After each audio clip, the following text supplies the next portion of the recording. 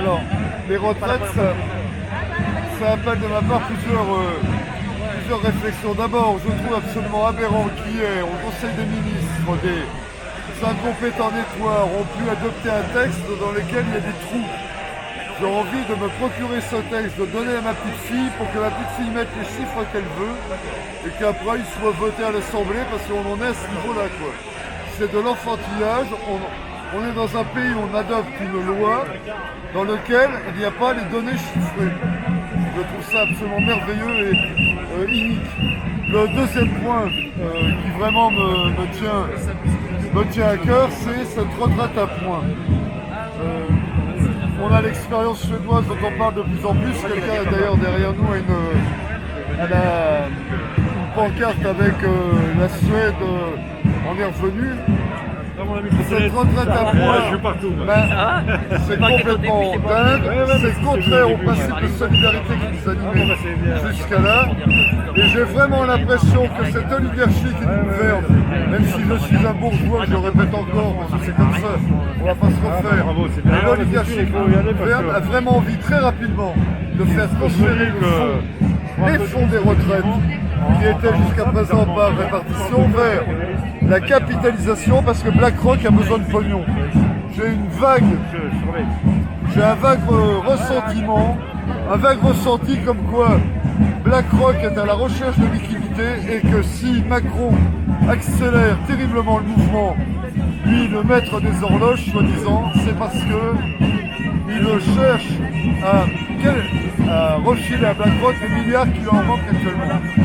Donc ce système de retraite, ce qui fait plaisir également, c'est qu'il y a un réveil du peuple syndiqué qui n'obéit plus systématiquement à leur chef vénéré. Je crois que Berger va connaître le sens du mot hémophile quand il va voir le nombre de syndiqués de son syndicat qui vont se marrer de chez lui pour rejoindre des syndicats plus combatifs. Donc il y a un réveil des consciences. Il y a le fait que même ma femme, dans mon entourage, le fait que Macron évoque la dictature, c'est bien parce que on commence à l'accuser d'utiliser des méthodes qui sont pour le moins anti-républicaines. Et ces retraites, c'est vraiment le plus énorme piège d'un con que j'ai connu. Est-ce que si vous avez des questions, là je te remercie Jean-François parce qu'il y a un petit peu de bruit, mais sinon tu m'as souvent dit qu'ils étaient incompétents au gouvernement. Donc là après c'est quelque chose qui te montre encore une incompétence. Ah ouais, complètement. Ça, hein. Là, c'est pire que de l'incompétence. Adopter un texte sur lequel il n'y a pas les...